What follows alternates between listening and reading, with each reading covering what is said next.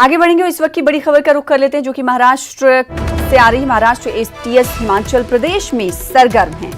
तो खबर इस वक्त हिमाचल प्रदेश की है। महाराष्ट्र एटीएस हिमाचल प्रदेश में सरगर्म दिखाई दे रही है। अलग अलग मकामात पर एटीएस की जानिब से छापेमारी की कार्रवाई अंजाम दी जा रही है। 2 अफराद को गिरफ्तार कर लिया गया है।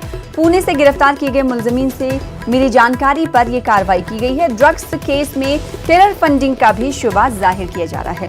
तो इस वक्त की बड़ी खबर आपको हिमाचल प्रदेश से दे रहे हैं, जहां पर महाराष्ट्र एटीएस सरगर्म नजर आ रहा है। अलग अलग मकामात पर एटीएस की जानिब से छापेमारी की कार्रवाई अंजाम दी जा रही है और इस छापेमारी की कार्रवाई में 2 अफराद को गिरफ्तार किया गया है। पुणे से पहले गिरफ्तार किया गया था एक मुलजिम को और उस मुलजिम से बातचीत के दौरान तफसील मिली, जिसके बाद यह कार्रवाई की गई। कि मुंबई पुलिस हो, महाराष्ट्र पुलिस हो या एटीएस हो, ड्रग के बारे में बहुत अच्छी कार्रवाई कर रही है। जहाँ भी महाराष्ट्र के बाहर भी इस प्रकार के व्यवहार होता है, वहाँ भी जाके उन्होंने कार्रवाई की। जहाँ से सप्लाई होता है वहाँ पे भी उनके ऊपर भी कार्रवाई एटीएस की तरफ से हुई है। ऐसा है कि मुंबई पुलिस हो, तो महाराष्ट्र एटीएस हिमाचल प्रदेश में सरगर्म दिखाई दे रही है। अलग अलग मकामात पर एटीएस की जानिब से छापेमारी की कार्रवाई अंजाम दी जा रही है। 2 अफराद को गिरफ्तार किया गया। कहा जा रहा है कि पुणे से कुछ इनपुट एक गिरफ्तार किए गए मुलजिम से मिला था। इसके बाद ये कार्रवाई की गई है। मजीद तफसीलात जानेंगे हमारे नुमाइंदे अमित जुड़ रहे हैं इस खबर पर।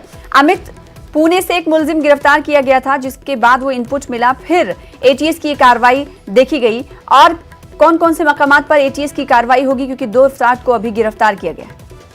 देखिए, बॉलीवुड में ड्रग्स केस के सबसे बड़े सप्लायर आजम शेख जुम्मन को गिरफ्तार किया था यहाँ पे एनसीबी ने, और उसका कनेक्शन जो है हिमाचल प्रदेश से निकला था। क्योंकि बॉलीवुड में ड्रग्स की सप्लाई की जांच जो है एनसीबी कर रही है पिछले 4 महीनों से। अब महाराष्ट्र एटीएस ने टेरर फंडिंग एंगल से ड्रग्स के अलग अलग केस का इन्वेस्टिगेशन शुरू किया है।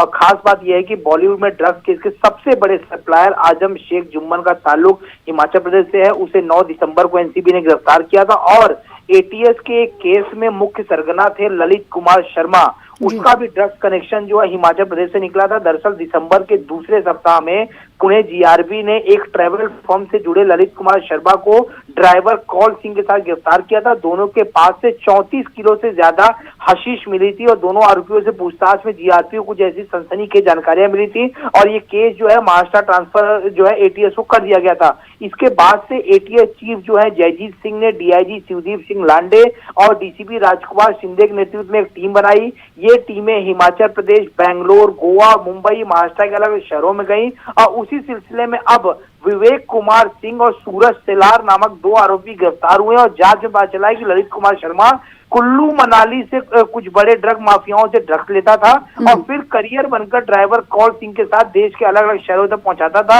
और विवेक कुमार सिंह और सूरज सेलार ने भी ड्रग्स ललित कुमार शर्मा से ही ली थी। दोनों के पास से जो है पुलिस ने, मैं आपको बताऊं कि कई किलो ड्रग्स जो है जब्त किया और इस ड्रग्स की supply Bollywood celebrities, page 3 party से जुड़े लोगों व कुछ अन्य लोगों को होनी थी। और जांच में ये पता चला है कि ड्रग माफिया अपने लोगों के जरिए ड्रग्स के साथ मनाला क्रीम की सप्लाई सबसे ज्यादा करते हैं और इस ड्रग्स की हाई प्रोफाइल सोसाइटी में डिमांड यानी मनाला क्रीम की सबसे ज्यादा है। और इसी को लेकर महाराष्ट्र एटीएस ने इस केस में वांटेड कई आरोपियों के ठिकानों पर हिमाचल प्रदेश में छापेमारी की है। बिल्कुल, इस जिले में कहा जा सकता है कि ड्रग्स कनेक्शन के तहत दूसरी रियासतों से भी जुड़ते हुए नजर आ रहे हैं, जिसकी छानबीन महाराष्ट्र एटीएस करती हुई नजर आ रही है। अमित, हमारे साथ जुड़े रहिएगा।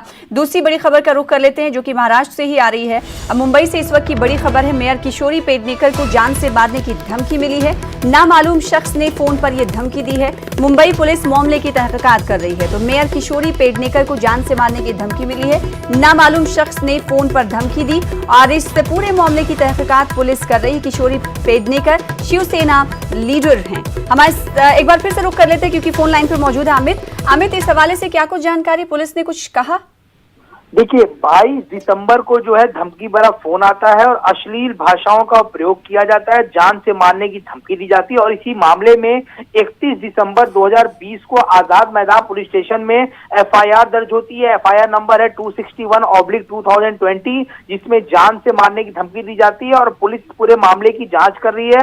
हालांकि पीछे बीते कुछ दिनों में किशोरी पेडनेकर ने जो है बीजेपी पर निशाना साधा है, ईडी की जांच पे सवालिया निशान उठाया था और 31 दिसंबर की सेलिब्रेशन पार्टी से संबंधित मुद्दे पर भी इन्होंने ये कहा था कि घर में रह के प्रार्थना करें, नए साल का स्वागत करें, कोरोना प्रोटोकॉल का उपयोग करें। तो शायद इनकी कुछ बातों से जो है किसी को जो है दर्द हुआ हो और इस तरह की जो धमकी भरा कॉल उन्होंने दिया। और पुलिस सूत्रों से मिली जानकारी के मुताबिक ये जो कॉल आया था वो गुजरात के जामनगर इलाके से आया था और इस समय मुंबई पुलिस की टीम गुजरात गई है इस पूरे मामले की जांच के लिए। जी, तो मुंबई पुलिस की टीम गुजरात इस मामले की जांच करने के लिए पहुंची हुई है। अब देखना ही होगा कि मुंबई पुलिस इस हवाले से क्या कुछ तहकीकात करती है और क्या कुछ सामने आता है। बेहद शुक्रिया हमारे साथ जुड़ने के लिए, तफसील से जानकारी दोनों खबरों पर देने के लिए।